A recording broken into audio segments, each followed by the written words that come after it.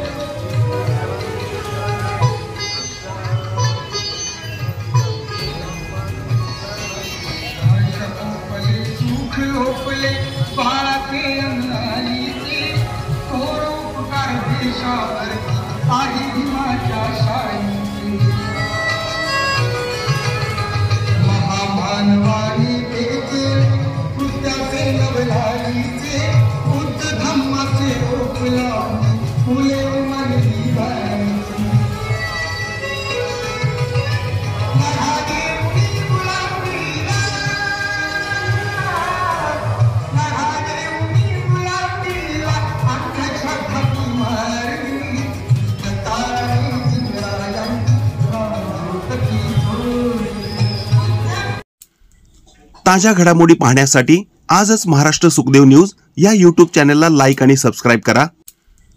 ताज्या घडामोडी पाहण्यासाठी आजच महाराष्ट्र सुखदेव न्यूज या YouTube चॅनलला लाईक आणि सबस्क्राइब करा।